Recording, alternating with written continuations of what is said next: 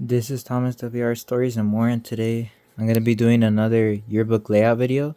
And this is from the 1998 Thomas and Railway yearbook layout, specifically called Up and Down and All Around.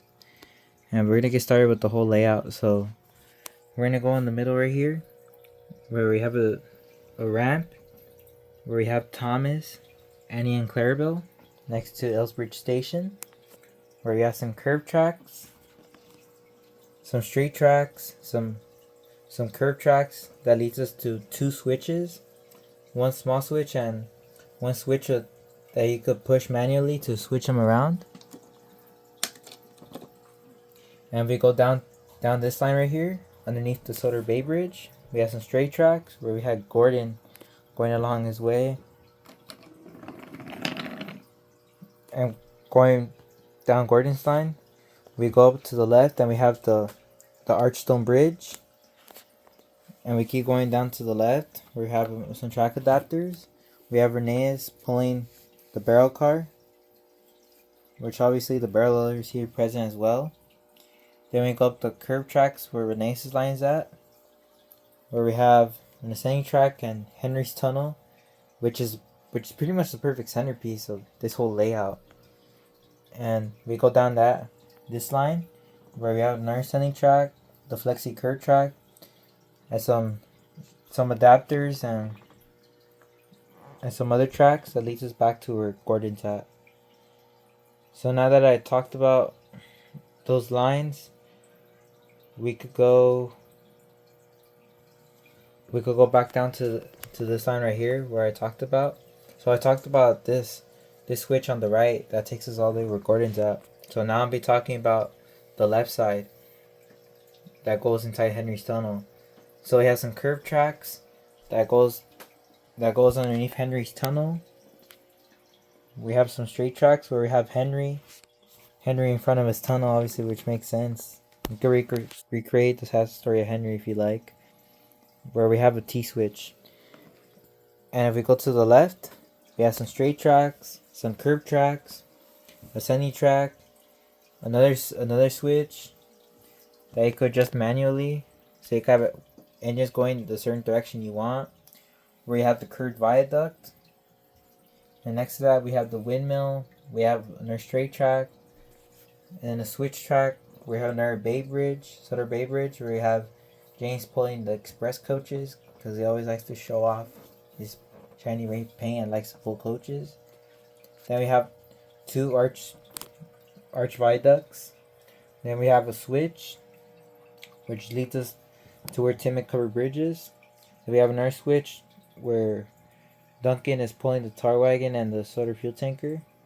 Then we have another arch viaduct, and we have a curb track, an ascending track, some straight tracks that takes us back to where Henry's at.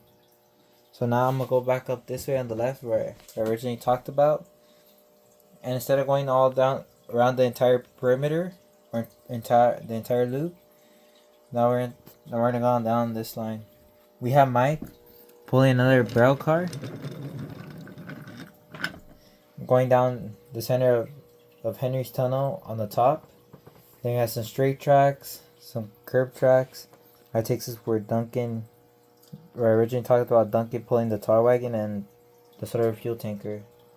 So now I'm gonna go down all the way to the left and up down this way, where next to the windmill, and to the left of that, of the switch, we have some curb tracks that takes us to the top of Henry's Tunnel again, where we have Oliver pulling Toad and a caboose. I don't know why they included a caboose in the yearbook layout, but it is what it is. And I would have included it in one of the narrow gauge engines instead. And we have a 8-inch straight track. Then we have another Sutter Bay Bridge, and the curb track takes us back to the outer loop where Timber Cover Bridge is at.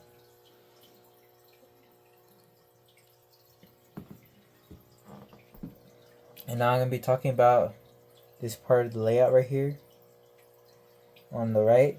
So we have some curb tracks, then we go underneath the Sutter Bay Bridge, and underneath where Duncan's at, pulling the tar wagon and Sutter fuel tanker. We got some straight tracks, some curb tracks, back to where Gordon's at. So yeah, that's pretty much the entire layout. But now let me talk about what accessories you get in the set. So first, we get the conductor with the lamp. Then we get the son and the mom from the family of four. And we get Harold. We get Birdie. We get the father and the daughter from the family of four as well, which are all complete. And we get the conductor. Then we have 3 signals on different parts of the 4 signals on different parts of the layout. Then we have a railroad crossing, which makes sense underneath the Archstone Bridge. Then we have a one-way sign. Then we have 3 green pine cover trees surrounding this house, which makes sense because it kind of gives like a countryside type feeling. Then we have another house on this side next to right underneath the curved viaducts, where we have two green trees surrounding it. Then we have 2 snow-covered pine trees right underneath Soder Bay Bridge, obviously because it probably gets cold around that area, with 1 red tree. Then we have the windmill, which is iconic to this whole layout. And we have 1 red tree and 1 yellow tree. And obviously we get the brick from Henry's Tunnel. We get the Arsdale barrel loader. We get Ellsbridge Station. And yeah, that's pretty much the whole layout. The reason why I decided to build this layout, just of how much engines you get. There's like about 7 or 8 engines in this layout. And almost every one of them are pulling a piece of rolling stock. And you're also getting Birdie and Harold, which is a bonus. And a bunch of destinations. And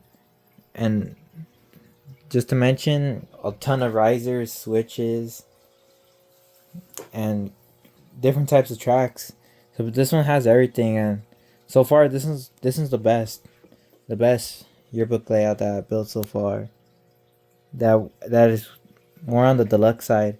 Learning Curve introduced this as a deluxe set, and they put in their actual sets in the Thompson Railway yearbook. It probably would have made them a lot of money. So yeah, I'll see you all in the next video.